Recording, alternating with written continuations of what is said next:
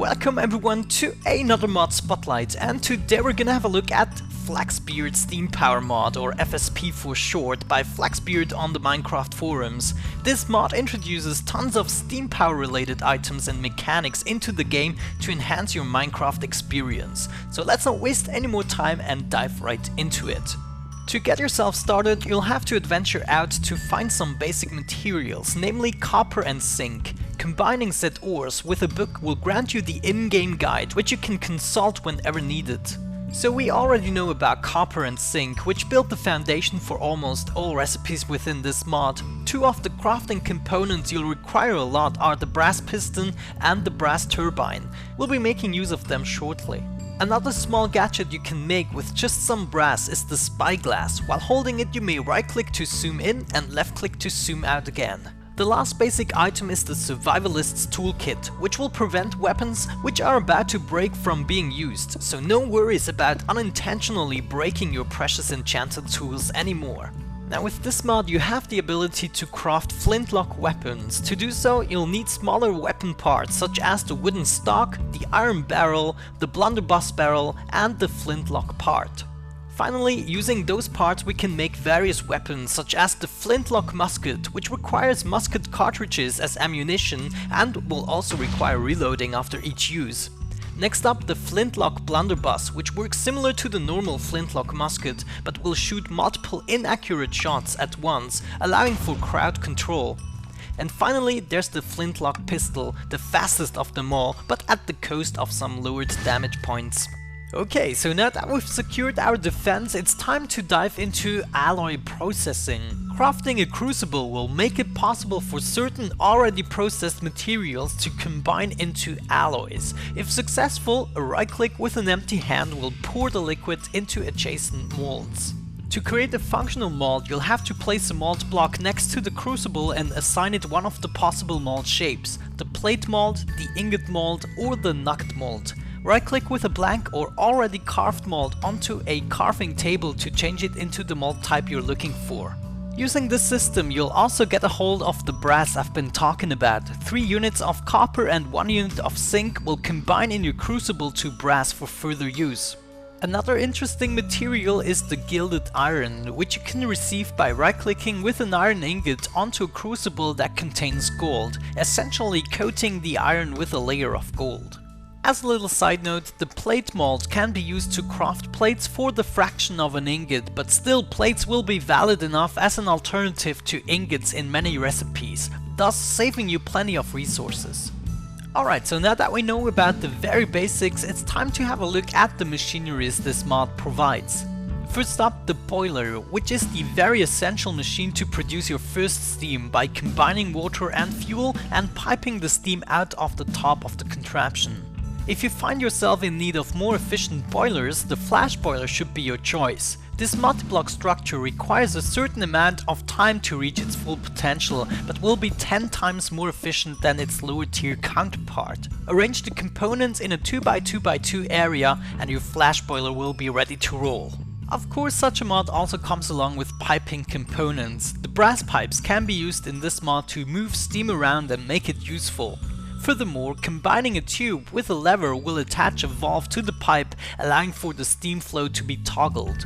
Now, working with steam also always involves a risk of high pressure and explosions. This is where the rupture disc comes in. Simply place one on top of a pipe you fear might explode. Before something happens, the disc will pop, releasing pressure in the process, but it will continue to do so until you repair it with a zinc plate. Next up, the steam gauge can be attached to any pipe or machinery in the system to visually display the pressure. Furthermore, it will output a redstone signal according to set pressure, making for interesting save mechanisms you may implement. Of course, you will also want to store steam for later use, which is exactly where the tanks will come in. Pretty self-explanatory.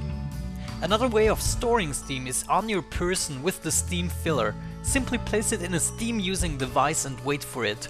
This device will make it possible for you to power handheld steam driven tools and items.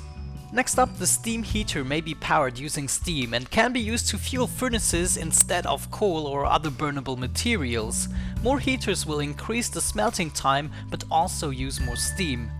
Another interesting device is the item motor, which will catapult items to a destined location using steam pressure. Simply shift right click with an astrolabe on the target block and then a normal right click on the motor to calibrate it to said location.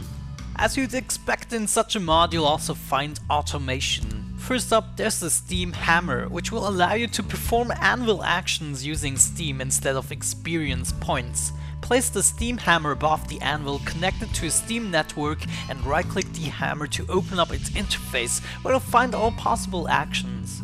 Next up, the Archimedes screw will move liquids into adjacent inventories. When powered, it will move the liquid from the lower end to the higher end, making it possible to automatically refill boilers and other machineries with liquid capacities. Using two rock smashers, you can create a system that will crash ores into smaller bits, sometimes revealing additional resources that would otherwise have been lost. Thus, the rock smashers are your replacement for other famous mechanics such as macerating or grinding ores. Last but not least, in the automation department we'll find the thumper. This device will slowly carve a ravine below it. It will not be exposed to the surface and the destroyed spoils will remain there, so you'll need another way to collect them.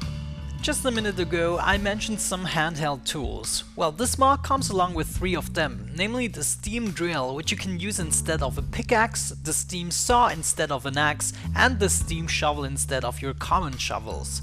Contrary to other tools, you'll have to use a right click while holding the tool to spin it up before it's ready to be used. Not only will you find these tools, but also a fully steam powered armor suit. To make the suit useful, you'll have to place a steam tank in the cuboid shaped slot in the chest piece, using an engineering table, and fill it with steam.